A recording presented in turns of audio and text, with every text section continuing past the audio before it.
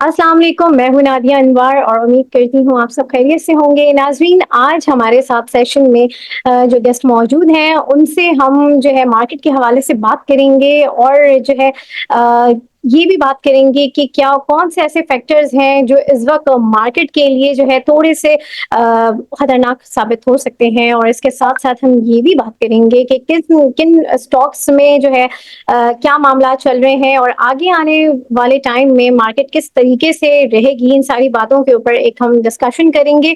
और नाज़रीन, सारी डिस्कशन करने के लिए आज हमारे साथ मौजूद हैं अब्दुल रहमान सर, और जो कि एक एडवाइज़र भी हैं, इन्वेस्टमेंट एडवाइज़र भी हैं, तो उनसे हम ये सारी बातें करेंगे। तो चलें उन्हें वेलकम करते हैं। अस्सलाम वालेकुम sir. Walaikum salam and thank you so much Nadia for inviting me. ऐसे pleasure is all mine sir. Sir, सबसे पहले तो ये कि थैंक यू सो मच आपके टाइम का, कि आपने हमारे सेशन के लिए टाइम निकाला। और सर, सबसे पहले तो मैं मार्केट के हवाले से ये मैं पूछना चाहूँगी कि ये बजट आया और जो है एकदम से मार्केट में जो एक पैनिक सिचुएशन जो चल रही थी, और एक इन्वेस्टर्स भी बहुत घबराए हुए थे, स्टिल अभी तक घबराए हुए हैं, तो लेकिन एक मार्केट की एक रैली एक जो है चलनी शुरू हो गई। तो अभी किस तरह से देख रहे हैं? और बजट ने अगर हम देखते हैं मार्केट को तो बहुत अच्छा इम्पैक्ट दिया, लेकिन वो एक आम पब्लिक के लिए वो इम्पैक्ट बहुत ज़्यादा भारी पड़ गया। तो आगे क्या देख रहे हैं मार्केट को, किस तरह से देख रहे हैं, क्या फैक्टर्स होंगे? और जिस तरह से अभी 80,000 जो है इंडेक्स है, आगे मज़ीद बढ़ने के चांसेस हैं, तो उसमें इन्वेस्टर कितना सिक्योर है?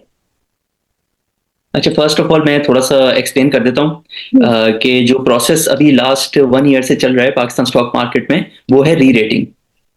आज से 1 से 1.25 साल पहले जो भी कंपनीज थी पाकिस्तान में, उनकी पी रेशो, मतलब कि उन कंपनी की अगर 1 रुपए की अर्निंग्स है तो उनका जो मल्टीपल था वो बहुत कम हो गया था। और उसकी मेन वजह ये थी कि लोगों को सर्टेनिटी नजर नहीं आ रही थी। उनको लग रहा था कि पाकिस्तान की इकोनॉमी खत्म होने वाली है और ये जो कंपनीज जो अर्न कर रही हैं वो फ्यूचर में नहीं रहेंगी।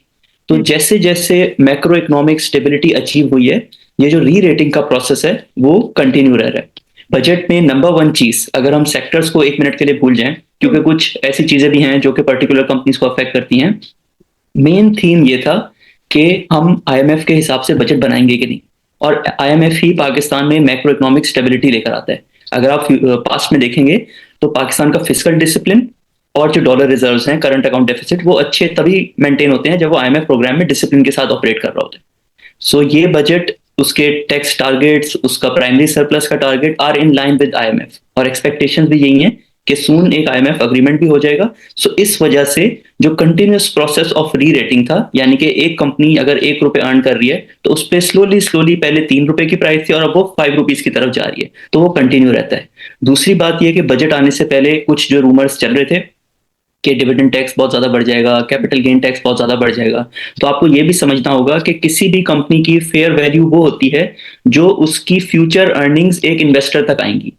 अगर एक कंपनी मुझे फ्यूचर में 5 साल में 10 रुपए अर्न करेगी और उसके बाद मुझे एक बहुत बड़ा टैक्स लग जाएगा, तो मेरे पास जो एंड में पैसे आएंगे, अगर उनकी वैल्यू कम हो जाएगी तो मैं उस स्टॉक के लिए प्राइस भी कम दूंगा आज। सो जब वो रूमर्स दम तोड़ गए और वो बजट में नहीं थे, तो वो जो एक इनबिल्ट रिस्क फैक्टर बना हुआ था वो खत्म हो गया। और अगेन री रेटिंग की जो जर्नी है वो कंटिन्यू रही।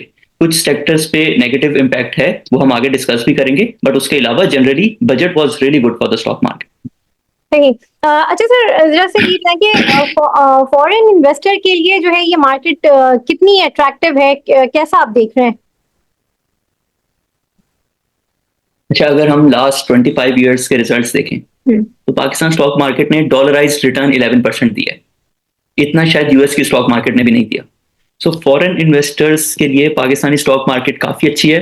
पाकिस्तान के जो लिस्टेड कॉर्पोरेट्स हैं उनके increase in their profits is really good over time. वो सारी जो प्रॉब्लम्स आती हैं उनको अच्छे तरीके से डील कर लेते हैं। हैविंग सेड दैट, वो इस चीज पे भी नजर रखते हैं कि पाकिस्तान में बूम एंड बस्ट साइकिल्स हैं। डीवैल्यूएशन भी होती है तो एकदम से होती है। सो वो उस चीज को भी टाइम करने की कोशिश करते हैं। और अगेन वो भी यही देख रहे हैं कि पाकिस्तान में मैक्रो इकोनॉमिक स्टेबिलिटी जो है वो उसकी जर्नी स्टार्ट हो गई है। इसी वजह से आई थिंक वो लास्ट 1 ईयर में काफी ज्यादा इन्वेस्ट भी कर रहे हैं। सही। अच्छा सर, अभी हम देखते हैं कि मार्केट में जो है बहुत मार्केट जैसे बहुत ऊपर है और बहुत से स्टॉक, लेकिन अभी भी जो है अगर हम 3 सालों के हिसाब से देखें तो बहुत से स्टॉक जो है अभी भी उसी रेट पर हैं। तो जो इन्वेस्टर्स उनमें इन्वॉल्व हैं, उसमें स्टक हैं, वो क्या करें? देखिए, एक तो किसी भी इन्वेस्टर को ना एक चीज समझ लेनी चाहिए कि आज जो डिसीजन ले रहे हैं ना, उसका कोई भी इम्पैक्ट पास्ट रिजल्ट से नहीं होता। आपने आज की जो बेस्ट इन्वेस्टमेंट्स है उनमें इन्वेस्ट करना है। अगर आपका फ्यूचर में लॉस हुआ है या किसी कंपनी में आपने 10x भी कर लिया, दैट डज नॉट मीन कि आप उसमें इन्वेस्टेड रहें। आपने आज जो डिसीजन लेना है that is solely based on कि नेक्स्ट जो भी आपका होराइजन है, 1 साल का, 2 साल का, 3 साल का, उसमें बेस्ट कंपनीज कौन सी हैं। और अगर इस रैली के बाद काफी सारी कंपनीज की जो वैल्यू रियलाइजेशन है वो हो गई है, अगर उसके बाद भी आपकी कंपनी की वैल्यू नहीं बढ़ी, तो प्रॉब्ली 90% चांस ये है कि उस कंपनी में कोई प्रॉब्लम है। ओवरऑल सारी कंपनीज की री रेटिंग जब इंप्रूव हो रही है तो हो सकता है इस पिछले 3 साल में आपकी कंपनी की फेयर वैल्यू भी कम हो गई हो, इस वजह से उसका स्टॉक डिक्लाइन हो रहा है। क्योंकि इतने लंबे टाइम तक अगर कोई स्टॉक परफॉर्म नहीं करे तो मोस्ट प्रॉब्ली प्रॉब्लम जो है वो कंपनी में ही होती है। अच्छा। सर तो किस तरह से आप देखते हैं कि जो अभी मार्केट में कौन से सेक्टर्स हैं जिनमें अभी आप समझते हैं कि उसमें ग्रोथ है, और क्या आपको लगता है? आई थिंक सेक्टर स्पेसिफिक नहीं सोचना चाहिए, क्योंकि एक सेक्टर के अंदर भी कुछ कंपनीज अच्छी होती हैं, कुछ कंपनीज बुरी होती हैं। सो सेक्टर स्पेसिफिक आप एक थीम देख सकते हैं कि नेक्स्ट ईयर में लेट्स से अगर डिवैल्यूएशन नहीं होती तो कार सेल्स इंप्रूव कर जाएंगी, बाइक्स की सेल्स इंप्रूव कर जाएंगी, but that does not mean कि आप हर गाड़ी की कंपनी में इन्वेस्ट कर सकते हैं। आपने ये भी देखना है कि उसकी फ्यूचर अर्निंग्स क्या है, उसकी करंट प्राइस क्या है, उसमें मैं इन्वेस्ट करता हूं तो उस कंपनी की लॉन्ग टर्म परफॉर्मेंस क्या है। तो बहुत ही आपको कंपनी स्पेसिफिक होकर इन्वेस्ट करना चाहिए, स्पेशली अगर आप लॉन्ग टर्म इन्वेस्टिंग कर रहे हैं, क्योंकि बहुत सारी कंपनीज ऐसे सेक्टर्स में हैं जो कि 5% रिटर्न दे रही हैं आपको per year for the last 20 years, but उसी सेक्टर में same rules, same budget, same everything, same taxes, but कुछ कंपनीज ने 25% रिटर्न भी दिया है। सो थीम्स को अंडरस्टैंड करना चाहिए सेक्टर स्पेसिफिक, बट जो इन्वेस्टमेंट का डिसीजन है that should be company centric. तो सर अभी जो है इन्वेस्टर्स का क्या जो है माइंडसेट होना चाहिए? जैसे अभी आपने मुझे सेक्टर वाइज बताया कि हमें सेक्टर वाइज फोकस नहीं करना चाहिए। तो अभी जैसे कुछ नए इन्वेस्टर्स आए हैं, इंडेक्स इतना हाई है, थोड़ा सा उनमें एक घबराहट है, तो इस वक्त उनको आप क्या जो है सजेशन देंगे? क्या उनके लिए आप कहेंगे कि उनको किस तरीके से जो है मार्केट में इन्वेस्ट करना चाहिए? देखिए, इंडेक्स लेवल लोगों की रीच में आसानी से आ जाता है, रोज उसमें हेडलाइंस भी होती हैं तो हर कोई उसकी बात करता है, but index level is just a number. ये सिर्फ एक नंबर है, और हमारे इंडेक्स में डिविडेंड्स भी इंक्लूडेड हैं। लास्ट 2017 से लोग बहुत ज्यादा कंपेयर करते हैं, जब 55,000 या 53,000 रीच हुआ था, तो उस वक्त जो कॉर्पोरेट प्रॉफिट्स थे, अच्छा, corporate profits is the number one determinant of stock market. जो एक कंपनी की अर्निंग्स होंगी वही उसकी फेयर वैल्यू डिटर्मिन करेंगी। सो उस टाइम में corporate profits have more than doubled. इसकी मैं आपको एक इंटरनेशनल एग्जांपल भी दे देता हूँ। यूएस स्टॉक मार्केट में 1929 में एक बहुत बड़ा क्रैश हुआ, ग्रेट डिप्रेशन स्टार्ट हो गया, मतलब स्टॉक मार्केट आई थिंक 80-90% गिर गई थी। सो सेम जो इंडेक्स लेवल 1929 में था वो कोई लेट 1940s अर्ली 1950s में जाके रीच हुआ, तो वहां भी पैनिक मच गई कि हम फिर से ऑल टाइम हाई पे आ गए हैं। लास्ट टाइम जब हम यहाँ आए थे तो हमारे साथ तो बहुत बुरा हुआ था, लोग तो एक्चुअली में सड़कों पे आ गए थे, मतलब आप देखेंगे उधर लोग लाइनों में लग के हुकूमत की तरफ से खाना कलेक्ट करते होते। सो उस पर फिर एक सेनेट की मीटिंग हुई जिसमें सारे एक्सपर्ट्स को भी बुलाया गया। सो उसमें जो उस टाइम के एक्सपर्ट्स थे उन्होंने उनको समझाया कि the index looks high, is high, but is not as high as it use to be, क्योंकि उस 20 साल के टाइम में कॉर्पोरेट प्रॉफिट्स जो थे वो डबल से भी ज्यादा बढ़ गए थे। सो इसमें इंडेक्स वैल्यू को देखने के बजाय आप पी रेशो देखें। पी रेशो में वैसे बहुत फ्लॉज हैं, कुछ कंपनी की earnings are not actually real earnings, but जब ये एक 100 कंपनीज पे अप्लाई होता है तो वो सारी चीजें एवरेज आउट हो जाती हैं। तो आप इंडेक्स का हमेशा पी रेशो देखें, और मेरे हिसाब से तो ये बहुत अच्छी बात होती है कि कोई चीज ऑल टाइम हाई पे है, इसका मतलब है कि it is in a momentum, उसकी कोई ऐसी स्ट्रक्चरल फ्लॉ नहीं है। जैसे हम पहले बात कर रहे थे, वो कंपनीज जो कि इस रैली में भी अभी भी डाउन है, हो सकता है उनमें कोई स्ट्रक्चरल फ्लॉ हो। अगर कोई इंडेक्स ऑल टाइम हाई पे ट्रेड कर रहा है, इसका मतलब है उसकी इकोनॉमिक आउटलुक अच्छी है। So this should be a positive for all investors, unless ये कोई ऐसी रेंज में चला जाए कि 12 का पी रेशो हो गया, 15 का पी रेशो हो गया, फिर all time high is a problem. Sir dividend के लिए किन स्टॉक्स में इस वक्त आप समझते हैं कि जो लोग डिविडेंड में इंटरेस्टेड हैं, डिविडेंड की तरफ, तो वो किन स्टॉक्स में जो है वो मतलब स्टॉक्स में उनको जाना चाहिए? इस पे हमने एक वीडियो भी बनाई हुई है अपने यूट्यूब चैनल पे, हम लिंक में भी उसको जो है डिस्क्रिप्शन में लिंक प्रोवाइड कर देंगे। देखिए, इसमें आपने ना एक चीज जज करनी होती है, आप जब डिविडेंड एनालिसिस करें ना तो you have to thoroughly investigate the sustainability of the dividends. एक साल अगर किसी ने डिविडेंड दे दिया अगर उसने नेक्स्ट ईयर नहीं दिया तो आपकी तो यील्ड एकदम से हिल जाएगी और प्राइस भी उसकी वजह से एडजस्ट हो जाएगी। सो पाकिस्तान में जो डिविडेंड यील्ड के हिसाब से सेक्टर्स अच्छे हैं, उसमें बैंक्स भी हैं, फर्टिलाइजर भी है, पावर कंपनीज भी हैं, बट अगेन आपको बहुत ज्यादा इसमें स्क्रूटनी करनी पड़ेगी कि जिस डिविडेंड के जो आप एक्सपेक्ट कर रहे हैं that may not necessarily be the dividend announced last year. तो आपको कंपनी का बिजनेस भी समझना पड़ेगा, उसकी डिविडेंड पॉलिसी भी समझनी पड़ेगी। So dividend is actually cash.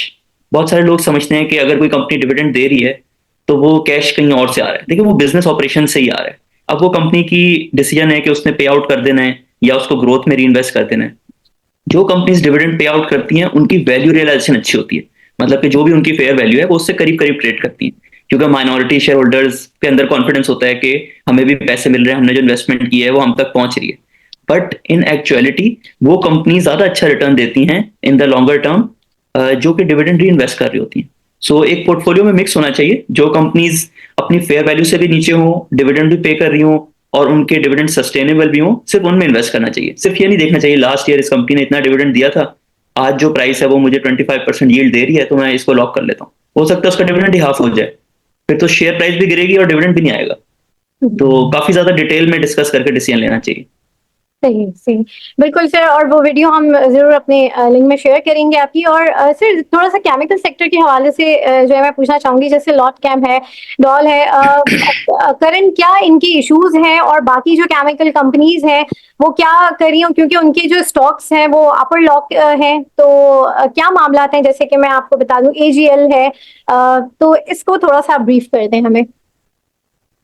अच्छा, आपने कंपनी स्पेसिफिक नाम ले लिए हैं, तो जब भी मुझसे कोई कंपनी चीजें पूछता है ना तो फिर मैं उसको जरा डिटेल में एक्सप्लेन करता हूँ, तो मुझे इसमें थोड़ा टाइम देगा। केमिकल सेक्टर में जो नंबर वन थीम होता है ना, ज्यादातर जो केमिकल की कंपनीज हैं वो ऐसे प्रोडक्ट्स बनाती हैं जो कि इंपोर्ट पैरिटी पे बिकते हैं, मतलब वो जो केमिकल बना रही होती हैं वो थोड़ा बहुत इंपोर्ट भी हो रहा होता है, तो जो उसकी इंटरनेशनल प्राइस होती है वो उसी पे सेल करते हैं। तो डॉल के केस में लास्ट 1.5 साल से वो जो प्रोडक्ट बेचते हैं उसकी प्राइस डाउनवर्ड्स है। तो 1-1.5 साल पहले उसके जो प्रॉफिट्स आते थे वो विंडफॉल प्रॉफिट्स है, अब वो नॉर्मलाइज हो गए। तो इस वजह से स्टॉक मार्केट डबल हो गई है, बट डॉल आई थिंक नीचे आ गया। तो ये डॉल स्पेसिफिक आंसर हो गया कि उसके जो बिजनेस है दैट इज एक तरह से उसको हेडविंड्स फेस करनी पड़ रही है। लॉट कैम के केस में इसको लकी ग्रुप बाय कर रहा था। जब भी कोई कंपनी सेल होती है तो पीएसएक्स के रूल्स हैं कि जिस प्राइस पे ट्रांजैक्शन होगी वो माइनॉरिटी शेयर होल्डर्स को भी मिलेगी। तो जिस प्राइस पे एक्सपेक्टेड था कि ये कंपनी बिकेगी वो कोई 35 रुपीज पर शेयर बन रहा था, बट जब वो ट्रांजैक्शन नहीं हुई तो फिर वो एलिमेंट जो है वो प्राइस से नेगेटिवली निकल गया। साथ ही साथ उन्हीं दिनों में लॉर्ड कैम कैप्टिव पावर से इलेक्ट्रिसिटी बनाता है गैस से, उसके रेट 2.2 टाइम से भी ज्यादा हो गए पिछले एक साल में। तो उनकी प्रॉफिटेबिलिटी भी कम हो गई है, उनकी जो ट्रांजैक्शन हो रही थी वो भी डिले हो गई है, या पता नहीं अब होती है कि नहीं, तो इस वजह से उसकी प्राइस भी डाउन है। एजीएल अगेन थोड़ी सी उनकी बिजनेस इंप्रूवमेंट है। पहले वो प्लांट बंद रहता था, अब पाकिस्तान में यूरिया की डिमांड इतनी ज्यादा है कि उसको चलना ऑलमोस्ट जरूरी हो गया है। तो एक ये एक्सपेक्टेशन है कि अब ये प्लांट ऑपरेट होगा, और क्योंकि इस पे लोन्स बहुत ज्यादा हैं तो एटलीस्ट ब्रेक इवन कर लेगा। सेकेंडली अगेन इसमें भी ट्रांजैक्शन के रूमर्स हैं कि दूसरे फर्टिलाइजर प्लेयर्स जो हैं वो इसको खरीदेंगे, और अगेन जब खरीदेंगे तो फिर जो माइनॉरिटी शेयर होल्डर्स होंगे उनको भी एक अच्छी प्राइस मिलेगी, बट उसमें कोई एज सच फाइनलाइजेशन नहीं हुई अभी। सही। अच्छा सर, थोड़ा सा यहाँ पर हम बात करेंगे कि जैसे ओजीडीसी और पीपीएल के हवाले से इनकी जो प्राइसेस है इतने टाइम से क्यों नहीं इंक्रीज हो रही है, क्या वजह है? पीपीएल ने लास्ट 10 इयर्स में कितना प्रॉफिट बनाया हुआ है, एक रफ एस्टिमेट बताएं मुझे।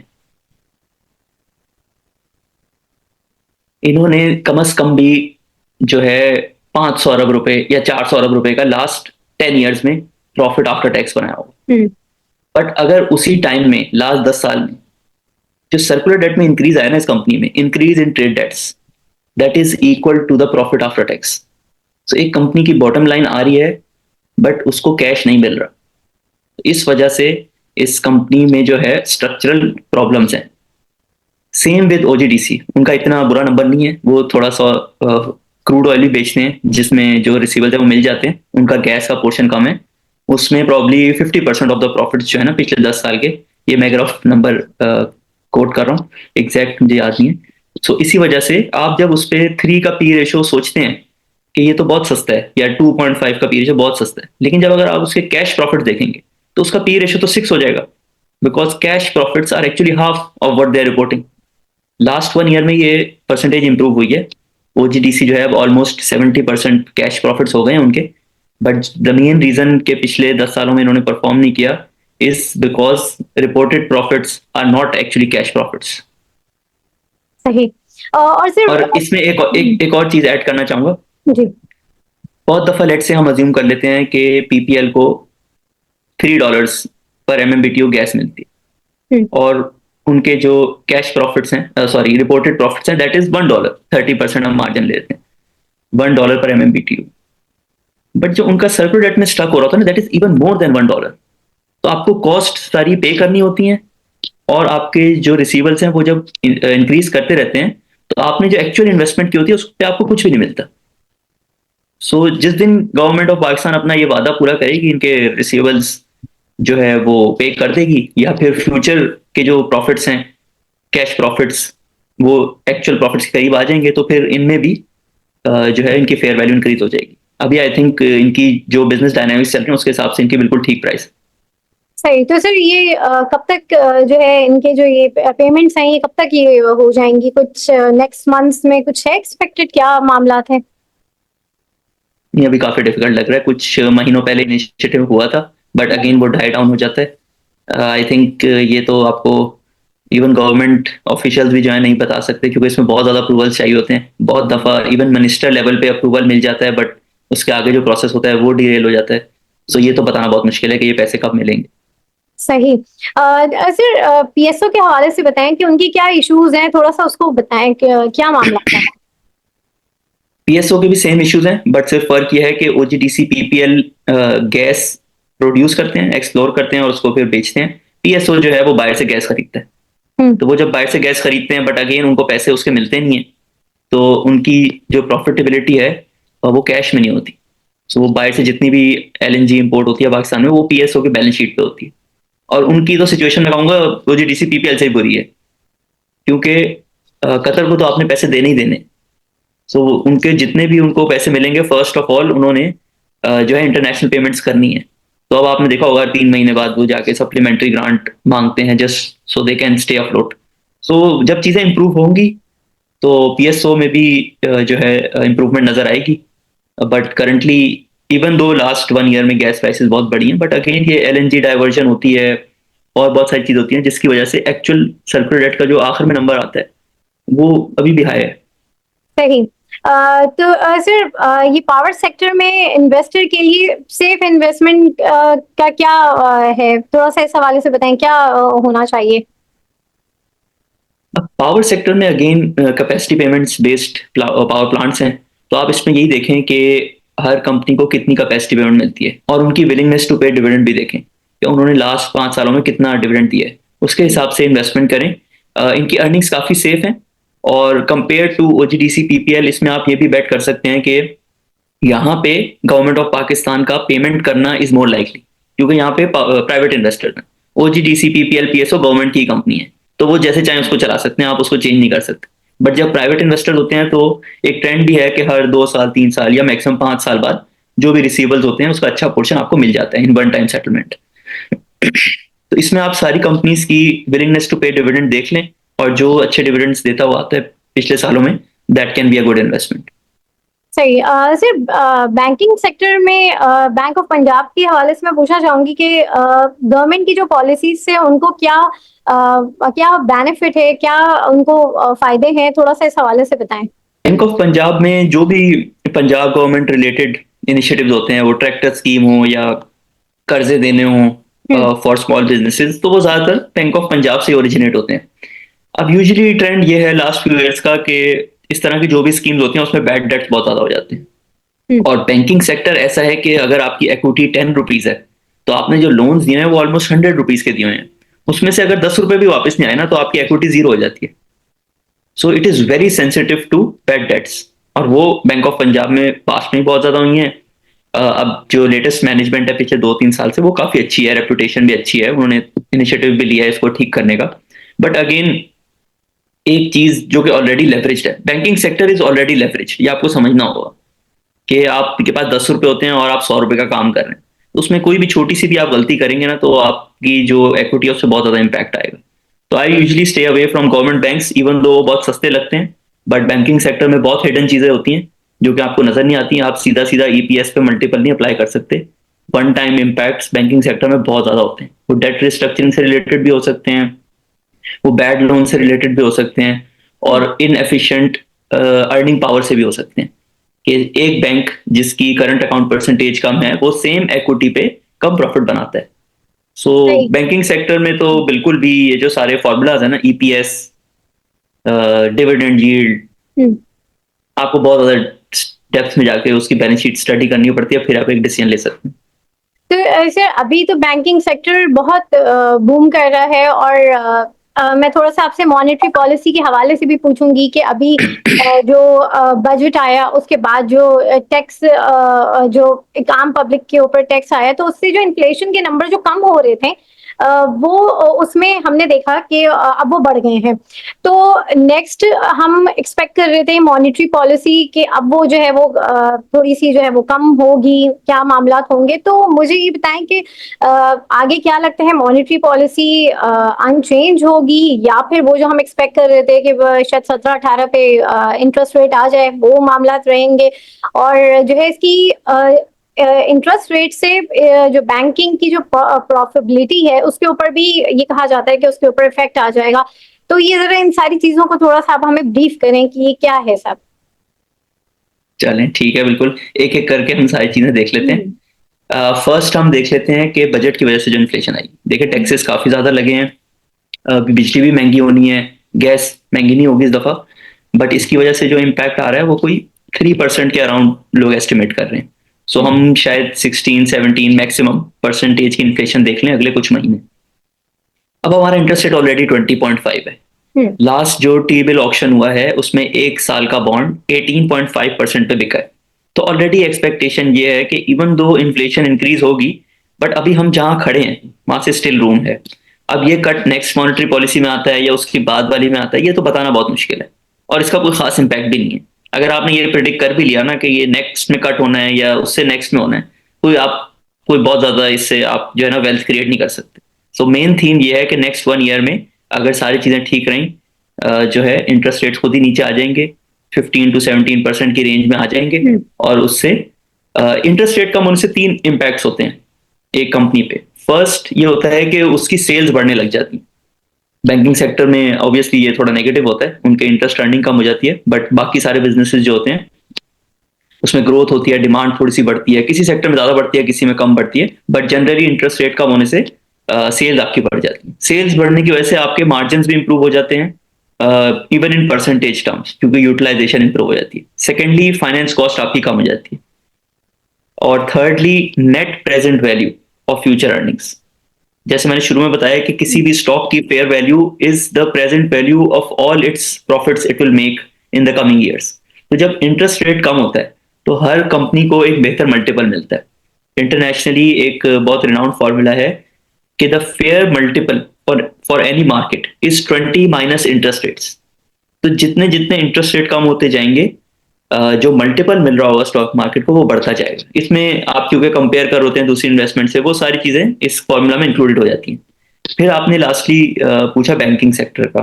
देखिए, अगर तो इंटरेस्ट रेट्स बहुत स्लोली स्लोली नीचे आए, तो जो नेचुरल ग्रोथ हो रही होती है इन डिपॉजिट्स और बैलेंस शीट साइज, वो इसको काउंटर कर देगी। तो अगर तो 3-4% इंटरेस्ट रेट कम होता है एक साल में, तो फिर अर्निंग्स मोस्ट प्रॉब्ली कम नहीं होंगी, अपने लेवल पे ही रह जाएंगी। अगर इससे ज्यादा तेजी से इंटरेस्ट रेट कम होंगे तो फिर अर्निंग्स डाउनवर्ड जा सकती है बैंकिंग सेक्टर की। बट जो सेकंड चीज है वो ज्यादा पावरफुल है।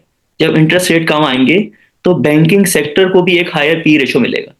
तो अगर अर्निंग अपनी जगह पे भी रहेंगी और आपको 5 की बजाय 6 पी रेशो मिलने लग जाएगा, तो that is also an angle which investors should consider. सही।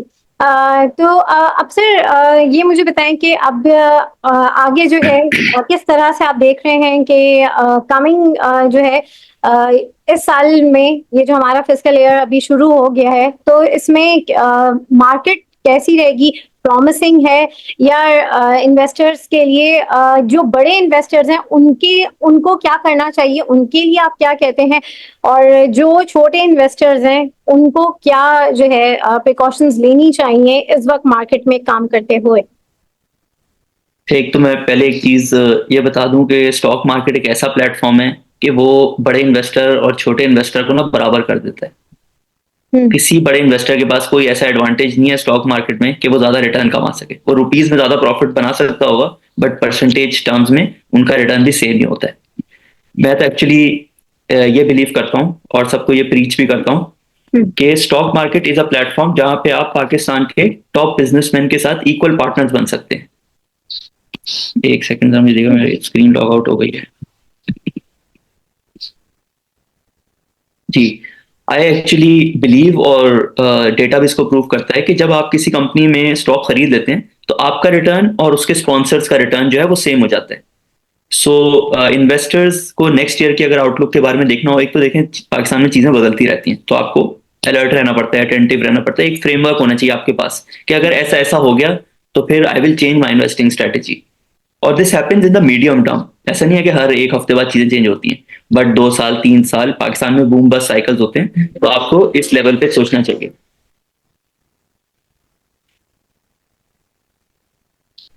अगर आप पाकिस्तान के लास्ट 25 ईयर्स का डेटा देखें और उसको 5 ईयर्स में डिवाइड कर दें, so maximum return per year in 5 year interval is around 35%। मतलब 5 साल में एवरेज हर साल 35% रिटर्न आया, जिसकी वजह से आपकी इन्वेस्टमेंट 5 साल में ऑलमोस्ट 5 टाइम्स हो गई। सो आई हैव सिमिलर एक्सपेक्टेशंस। अगर पाकिस्तान में मैक्रो इकोनॉमिक स्टेबिलिटी मेंटेन रहती है, सो आई एम एक्सपेक्टिंग नेक्स्ट 1 साल 2 साल में अराउंड 35 to 40% रिटर्न एक्सपेक्टेड है। But again things can change और आपको इसमें काफी अलर्ट रहना चाहिए। और अच्छी कंपनीज में इन्वेस्ट करेंगे तो ये रिटर्न ज्यादा भी हो सकता है। अगर आप कोई ऐसी कंपनी में इन्वेस्ट कर रहे हैं जिसकी fair value day by day कम होती जा रही है, तो फिर प्रॉब्ली शायद ये रिटर्न उसमें ना आए। सही। सर, कंपनीज की आपने बात की है, तो मुझे ये बताएं कि किन कंपनीज में इन्वेस्ट नहीं करना चाहिए, नाम बताएं। ये मैं आपको अपना 3 स्टेप प्रोसेस बता देता हूँ इन्वेस्टिंग का। वो आप जब अप्लाई करेंगे आपको अच्छी कंपनीज भी मिल जाएंगी, बुरी कंपनीज भी खुद ही मिल जाएंगी। नाम हम लोग थोड़ा एडवाइस नहीं करते क्योंकि हम खुद एक रेगुलेटेड एंटिटी हैं, वी आर फाइनेंशियल एडवाइजर्स। अगर किसी को भी इंटरेस्ट हो तो हमारी वेबसाइट पे जाके हमारा 1-to-1 एडवाइजरी का फॉर्म फिल कर सकता है और फिर हम उसको डिटेल में गाइड कर देंगे। ठीक है, हमारा 3 स्टेप प्रोसेस ये है कि फर्स्ट ऑफ ऑल आपने कंपनी को पूरा समझना है। आपने एक्चुअल में देखना है कि इस कंपनी में इतने पैसों की इन्वेस्टमेंट होती है तो फिर उस पर इतना रिटर्न आता है। इस कंपनी का जो प्लांट है वो इतने $1 million का लगता है और फिर जो प्रॉफिट आता है तो उसकी परसेंटेज क्या होती है। हम इसको कहते हैं रिटर्न ऑन इन्वेस्टेड कैपिटल, कि उस बिजनेस में जितनी भी इन्वेस्टमेंट होगी उस पर किस परसेंटेज का रिटर्न आता है। सो लॉन्ग टर्म में जो कंपनी का ROIC होता है वही उसका शेयर प्राइस कैगर होता है। आप मल्टीपल को जितना भी चेंज कर लें, जब एक कंपनी अपनी इंट्रिंसिक वैल्यू ही 10 टाइम्स बढ़ा लेगी इन 10 ईयर्स, तो उसका शेयर प्राइस भी 10 टाइम्स बढ़ जाएगी। आप उसको ज्यादा फाइट नहीं कर सकते उस नेचुरल ग्रोथ को। सेकेंड स्टेप प्रोसेस हमारा ये होता है कि हम देखते हैं कि ये कंपनी एक अगर नॉर्मल सी मार्केट हो तो उसमें इसकी टारगेट प्राइस क्या होती है। ब्रोकरेज हाउस के टर्म्स में हम लोग टारगेट प्राइस को डिस्कस करते हैं, तो हम देखते हैं कि इसकी एक फेयर वैल्यू क्या है और हम अज्यूम करते हैं कि 2 से 3 साल में तो कहीं ना कहीं अपनी फेयर वैल्यू पे आ जाएगा। सो अगर हमें 2 से 3 साल में भी अच्छा रिटर्न मिल रहा हो, double of what we are investing, तो हम उसको भी लॉक कर लेते हैं। और थर्ड स्टेप ये है कि हम पे चेक करते हैं कि एक ऐसी कंपनी हमने ढूंढ ली है जो कि हमें लॉन्ग टर्म में भी 25% रिटर्न दे रही है, 2 से 3 साल में भी 25% पर ईयर रिटर्न दे रही है। तो इसने लास्ट 20 सालों में क्या किया। ऐसी कंपनीज तो बहुत कम होंगी ना जिन्होंने पिछले 20 साल में बहुत कम रिटर्न दिया और अब वो एकदम से अमेजिंग बिजनेसेस बन गई हैं। तो थर्ड स्टेप में हम उनका लास्ट 20 ईयर्स का रिटर्न भी देखते हैं। उसमें मैनेजमेंट भी आ जाती है, उसमें पूरे टाइम से वो लोग कैसे टैकल करते हैं उसको, वो सारी चीजें आ जाती हैं। तो अगर ये तीनों चीजें हमारी टिक हो जाएं तो फिर हम उस कंपनी में इन्वेस्ट कर देते हैं। अगर लास्ट स्टेप टिक ना हो तो फिर हम बहुत कम परसेंटेज उसमें एलोकेट करते हैं। सो ये प्रोसेस 3 स्टेप प्रोसेस आप हर कंपनी पे अप्लाई करें, आपको खुद ही पता चल जाएगा कौन सी कंपनी अच्छी है कौन सी बुरी है। सही। सर, यहाँ पर साजगार के हवाले से मैं ये पूछना चाहूंगी, थोड़ा सा उसको भी आप एक्सप्लेन करें कि 75 रुपए का स्टॉक जो है वो अब 1200 की तरफ मूव हो गया, तो क्या है, थोड़ा सा इसके ऊपर भी हमें बताएं। इस पे हमने एक डिटेल वीडियो भी बनाई है। आई थिंक जब ये वीडियो रिलीज होगी तो हमारे चैनल पे भी आ गई होगी। उसमें हमने डिटेल में एक्सप्लेन किया है पूरा होल प्रोसेस। देखिए, आपको ये समझना होगा, पाकिस्तान में गाड़ियां असेंबल होती हैं, ठीक है। हम्म, और ये जो असेंबली वाला प्लांट होता है ये कोई बहुत ज्यादा महंगा नहीं आता। तो हम्म, अगर तो आपने एक सक्सेसफुल गाड़ी लॉन्च कर दी तो आपको उसके लिए कोई कैपिटल नहीं रिक्वायर्ड। इवन इसमें जो वर्किंग कैपिटल होता है वो लोग प्रोवाइड करते हैं, लोग आपको एडवांस देते हैं, उसी से पूरा साइकिल चलता है। सो एक कंपनी आज से 1 साल पहले मुश्किल से 100 गाड़ियां बेचती होती थी हर महीने, हम्म, और आज वो ऑलमोस्ट 1000 टच कर रही है। सो हम्म, इसने जो 45 से लेके 1100 की जर्नी कर ली है, और आगे देखते हैं क्या करता है। दैट इज टोटली डिपेंडेंट कि उन्होंने ऐसी गाड़ी लॉन्च की है मार्केट में जो कि लोगों को पसंद भी आ रही है, उनका भी प्रॉफिट अच्छा बन रहा है, और कंपनी की फेयर वैल्यू इंक्रीज हो रही है। अब इसमें और अगर आप डेप्थ में जाएंगे तो आपको ये भी समझना होगा कि चाइना में जो गाड़ियां बनती हैं, they are cheaper than Japan. So ये उसी प्राइस पे गाड़ी ऑफर करते हैं जिसपे उनके कंपेटिटर ऑफर करते हैं, और उसमें फीचर्स बहुत ज्यादा होते हैं। बहुत सारे एक्सपर्ट्स तो इसमें ये समझते हैं कि Haval brand is on its way to become second largest brand in Pakistan. मतलब कि ये होंडा को भी पीछे छोड़ने वाली है। सो इन सारी डायनामिक्स को आप डीपली अगर अंडरस्टैंड करेंगे, दो पॉलिसीज भी हैं, ऑटो पॉलिसी 2016 और हाइब्रिड पॉलिसी 2021, उनको भी पढ़ें। वो भी साजगार के बिजनेस को बहुत ज्यादा अफेक्ट करती हैं, 2 साल बाद दोनों खत्म हो जाएंगी। तो लॉन्जेविटी ऑफ द बिजनेस को भी स्टडी करें। अगर सारी चीजें आपको समझ आती हैं, प्रोडक्ट भी यूज करते हैं काफी लोग हमारे जो इन्वेस्टर्स हैं, तो हम्म। अगर आपको इन सारी चीजों से सेटिस्फाइड हैं और आप एक्चुअली लगता है आपको कि they will become second largest या largest car brand of Pakistan in 3 to 5 years, तो maybe this whole rally is justified, और शायद फ्यूचर में भी कंटिन्यू रहे। सही। सर, गाड़ियों की जहाँ तक आपने बात की है, इलेक्ट्रिक कार्स की जो है वो हो रही है, तो कुछ सालों में क्या हम ये एक्सपेक्ट करें कि जो है इलेक्ट्रिक गाड़ियों की तरफ जो है ये शिफ्ट हो जाएंगे सारे मामलात? पेट्रोल की जो इस वक्त डिमांड है उसमें कमी आ जाएगी, और जो इस वक्त इतनी महंगी बिजली है उसमें ये इलेक्ट्रिक कार्स कितनी चल सकेंगी? थोड़ा सा इसके हवाले से आप हमें बताएं। अच्छा, पाकिस्तान में ईवी कार जो हैं वो अभी भी थर्ड फोर्थ कार ही लोगों के घर में है। अभी भी पाकिस्तान में इस तरह का इंफ्रास्ट्रक्चर नहीं है कि आप जो अपनी फर्स्ट या इवन सेकंड कार जो है उसको ईवी पे कन्वर्ट कर सकें। दूसरी ये चीज है कि अगर लेट से एक गाड़ी 50 लाख की है, अगर वो ईवी होगी तो लेट से वो 75 लाख की है। तो जो डिफरेंस है ना, वो अभी भी कवर नहीं कर रहा the savings you will get from charging your car. Pakistan में बिजली महंगी है और अपफ्रंट कॉस्ट भी ज्यादा है। बहुत ज्यादा लोग इसको इस तरीके से कन्वर्ट कर कंपैरिजन कर होते हैं बाहर के मुल्कों में, कि वो लीज पे गाड़ी लेते हैं। तो वो कहते हैं एक गाड़ी की $300 जो है मंथली पेमेंट है, हम्म, और अगर मैं ईवी ले लूं तो वो $350 है, और जो $50 है वो मेरे सेव हो रहे हैं। बट पाकिस्तान में अपफ्रंट इन्वेस्टमेंट होती है गाड़ी में, तो ये अभी इसकी कोई आउटलुक इतनी अच्छी नहीं है। कुछ लोग ऑब्वियसली लेंगे। पहले भी ऑडी ई-ट्रॉन काफी ज्यादा इंपोर्ट हुई थी पाकिस्तान में, हम्म, बट अभी भी नेक्स्ट 5 years में मुझे कोई बहुत ज्यादा एडॉप्शन नजर नहीं आ रही। हाइब्रिड्स की एडॉप्शन आई थिंक बेहतर होगी, क्योंकि वहां पे आपकी फ्यूल सेविंग्स 50% तो हो जाती है ना, और बाकी जो अपफ्रंट कॉस्ट है वो भी कोई बहुत ज्यादा नहीं है। और अगेन ये जो पॉलिसी है 2026 में एक्सपायर हो रही है, उसमें आपको 1% सेल टैक्स मिला हुआ है ईवीज पे। तो जिस दिन ये खत्म हो गई 2026 में, अगर एक्सटेंड नहीं हुई तो वो गाड़ी 25% और महंगी हो जाएगी, क्योंकि जो 40 लाख से ऊपर की गाड़ी है उस पर 25% सेल टैक्स होता है। सो अभी कोई ये ईवीज वाली चीज जो है बाइक्स में आई थिंक पहले अडॉप्ट होगी पाकिस्तान में, क्योंकि बाइक्स चलती भी ज्यादा है।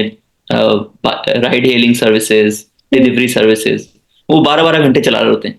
हाँ, गाड़ी तो कोई भी नहीं चलाता 12 घंटे, हाँ, शायद 1% लोग ही होंगे। तो ये अडॉप्शन सबसे पहले वहां पे होगी जहाँ पे यूटिलाइजेशन, जैसे हम इंडस्ट्री में यूज करते हैं ना, कि प्लांट कितनी देर चल रहा है। तो जो व्हीकल्स बहुत ज्यादा चल रही होंगी, उनकी सेविंग ज्यादा होगी, वो पहले ईवीज पे जाएंगे। तो अभी गाड़ियों का ईवीज पे अडॉप्शन पाकिस्तान में कोई इतनी अच्छी नहीं लग रही नेक्स्ट फ्यू ईयर्स। सही।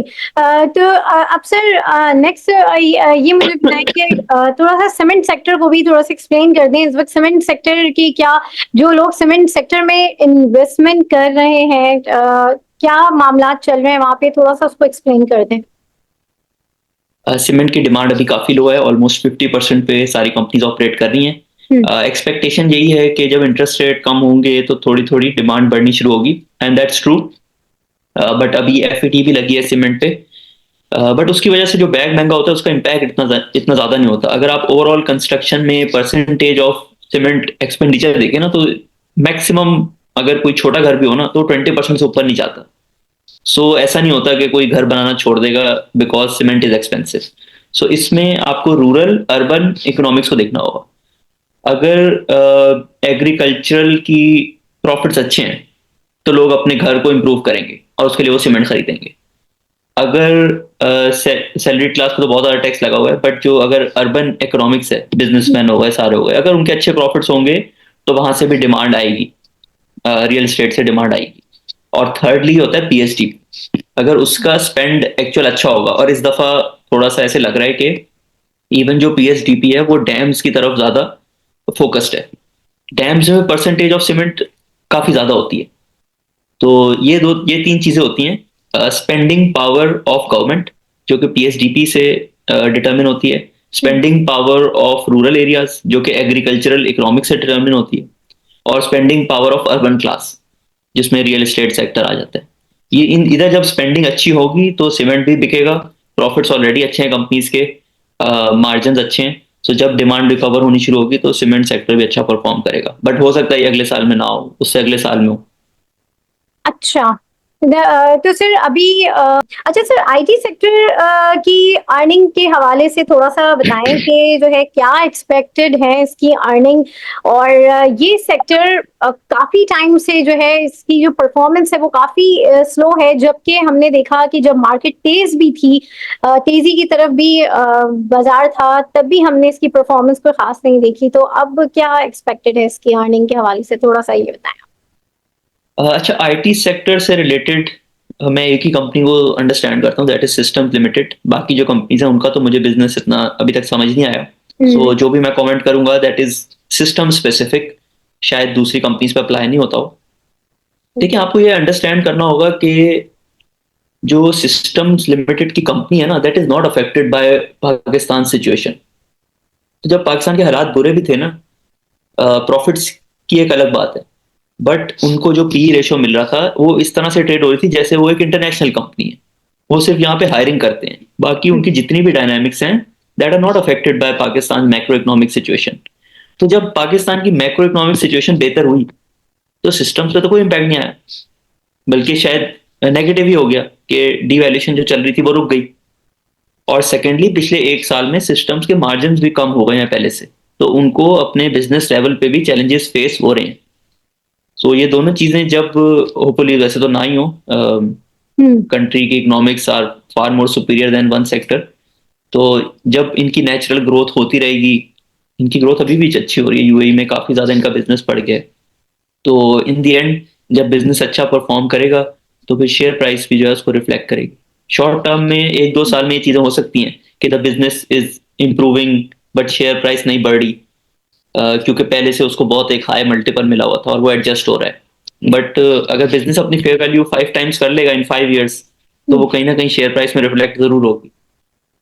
सही। अच्छा सर, अब ये मुझे बताएं कि आगे आपको मार्केट के क्या लग रही है इस साल जो है, अभी क्या मामलात रहेंगे मार्केट के। और जो है क्या लग रहा है कि इन्वेस्टर्स के लिए कितनी जो है कितना उनको किन स्टॉक्स में कह लें, किन किसी कंपनीज में कह लें, सेक्टर वाइज, जैसे आप सेक्टर वाइज तो बता ही चुके हैं कि हमें सेक्टर वाइज जज नहीं करना चाहिए, तो क्या एक मैसेज होगा आपको इन्वेस्टर्स के लिए कि, और क्या आप कहेंगे कि मार्केट अभी कितनी सेफ है इस साल। देखिए, outlook is really good. Pakistan के आप बूम बस साइकिल्स भी स्टडी कर लें तो आप कह सकते हैं अभी हम एक बूम साइकिल में, मैक्रो इकोनॉमिक स्टेबिलिटी इंप्रूव हो रही है, but again things can change और शॉर्ट टर्म में मोस्ट प्रॉब्लम नहीं होंगी। तो आप एक पहले तो फ्रेमवर्क बनाएं, सबसे पहले चीज़ों को समझें थोड़ा सा, फिर इन्वेस्टमेंट करें।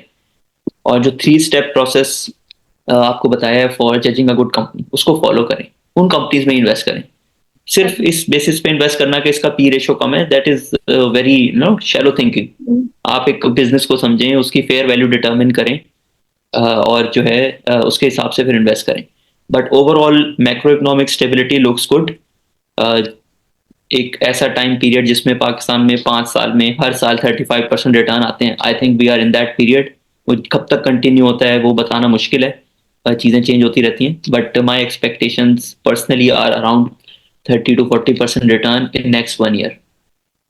सही। बहुत शुक्रिया सर आपका, और जो है बहुत आपने इन्फॉर्मेटिव बातें हमसे जो है शेयर की हैं। तो नाज़रीन, इसके साथ ही मैं आज के सेशन से आप लोगों से इजाज़त लूँगी। इंशाल्लाह आप लोगों से फिर मुलाकात होगी, तब तक के लिए अल्लाह हाफ़िज़। Thank you so Allah much. हाफ़िज़। अल्लाह हाफ़िज़। Thank you.